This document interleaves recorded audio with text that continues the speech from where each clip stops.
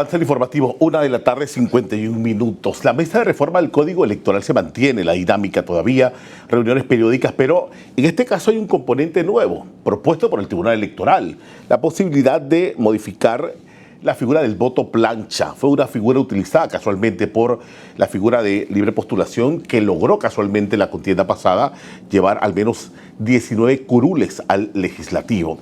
En este caso hay reacciones, algunos encontradas, otras coincidentes de eliminar el tema del voto plancha. Quiero ya dar la bienvenida al ex fiscal general electoral Boris Barrios, porque como siempre en materia de docencia nos ayuda a entender un poquito el tema de voto plancha. Y decimos esto porque una de las sustentaciones por parte del Tribunal Electoral es respetar una decisión o un fallo de la Corte Suprema de Justicia con relación al tema del voto plancha. Quiero empezar por ahí. Ante todo, Boris Barrios, gracias por acompañarnos. ¿Cómo está? Bienvenido y buena tarde. Gracias, Ícaro. Gracias al auditorio. Mira, en efecto han habido dos fallos en relación a la temática. Recordemos que hubo un fallo inicialmente donde se demandó la inconstitucionalidad del voto plancha y ahora un último fallo en el 2023 en relación al debate y análisis, Ícaro, del artículo 380. Recordemos nada más, haciendo memoria, que fue uno de los artículos que empantanó las discusiones de las reformas electorales antes de las últimas elecciones y que desarrolla el artículo 147 de la Constitución. Partimos de ahí. El artículo 147 de la Constitución, Ícaro, es el que establece que la distribución de curules en nuestro país para la integración del Parlamento debe hacerse en función de un modelo de proporcionalidad de la distribución de curules. Y entonces el artículo 380 del Código Electoral desarrolla ese artículo 147 de la Constitución pretendiendo establecer un mecanismo idóneo para la distribución de curules, bajo el contexto que impone la norma constitucional de la proporcionalidad.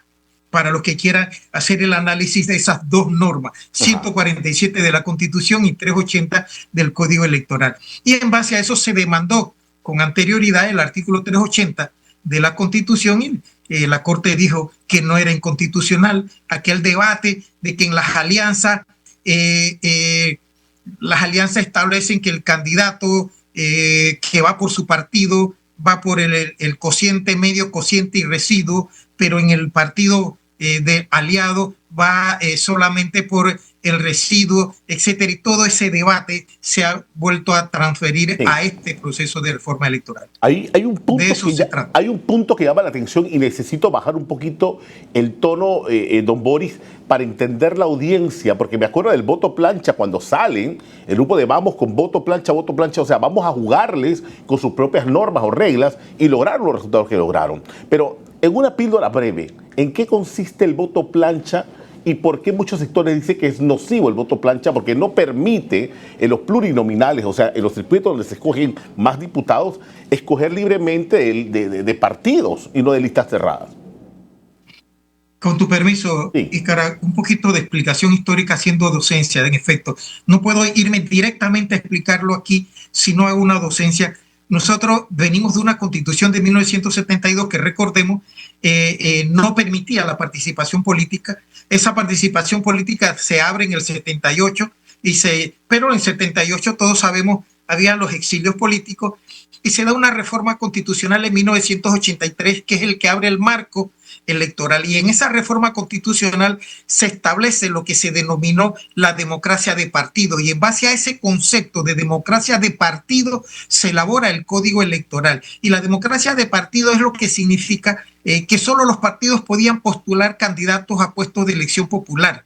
Esa modificación de la democracia de partido se cambia en la reforma constitucional del 2004 y se permite la participación de independientes. Debemos estar claros en este escenario porque el Código Electoral nuestro refleja la idiosincrasia, ideología, la tradicional costumbre nuestra de partidos políticos postulando candidatos, y los candidatos de libre postulación son de reciente data. Entonces, frente a ese escenario, tenemos que entender el conflicto último que se dio de las candidaturas de libre postulación, la aplicación del voto plancha también a las candidaturas de libre postulación, que no lo preveía expresamente el Código Electoral, sino que fue una interpretación vía reglamentación que dio el Tribunal Electoral para los efectos de aplicar las reglas tanto a partidos como a candidatos de libre postulación. Ahora, con esto me permito explicar.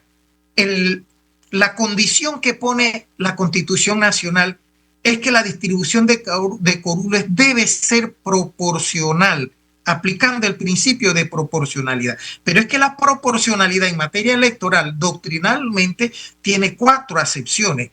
Una, que es la representación proporcional pura, que es un ciudadano, un voto. De allí una segunda, que es la representación proporcional por lista. Esa representación proporcional por lista puede ser cerrada cuando le imponen los partidos a los electores y puede ser abierta cuando indistintamente de la postulación de partidos el elector tiene la libertad, su derecho al sufragio de elegir el candidato e incluso irse a la figura de el voto cruzado, que no está previsto, que es una de las cuestiones que condiciona el voto plancha.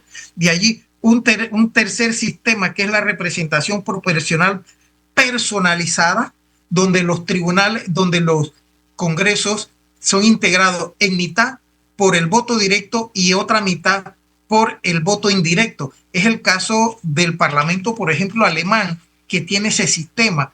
El otro sistema es el voto único transferible, que es indistintamente de las listas que puedan presentar o las postulaciones que puedan hacer los partidos políticos. El elector tiene el derecho de hacer su selección a la libre conveniencia y al libre gusto del elector. Son las 4 formas que la doctrina establece, mecanismo de la representación proporcional. Nosotros estamos inmersos, por eso el análisis previo histórico, desde la creación del Código Electoral, bajo el modelo de democracia de partido, de la representación proporcional por lista y por lista cerrada, que se ha debatido que debe ser abierta, y cruzada, que el elector pueda elegir no solamente de la lista de un partido y cerrarse en ese partido, sino también seleccionar de ese partido, pero a la vez poder elegir de otra lista de partido o de independiente su candidato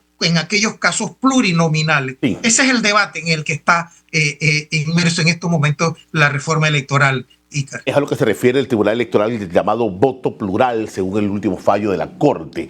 Tengo segunditos, don Boris, me comprometo de verdad a dar más docencia con más tiempo sobre este tema, porque esto va a seguir dando de qué hablar. Segunditos, a juicio suyo, ¿prosperará esta propuesta presentada por los magistrados en la mesa de reforma? Mira, va a estar condicionada a la voluntad política de los diputados, debo terminar allí.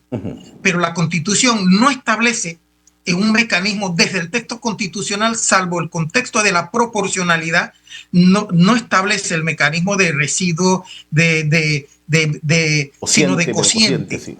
No de residuo. Entonces, frente a ese escenario, va a depender de la voluntad de los diputados, porque al final ellos tienen el voto en la Asamblea. Bueno, vamos a estar pendientes, don Boris Barrios, ex fiscal general electoral. Gracias por apoyarnos para entender un poquito el tema. Igualmente me comprometo pues a abrir más espacios para seguir analizando estos debates de la mesa de reformas al Código Electoral. Don Boris, gracias por acompañarnos. Saludos. Bueno, 2 en punto, marca el reloj de España, como usted dice. Así es, amigos, gracias por acompañarnos, que tengan una linda tarde.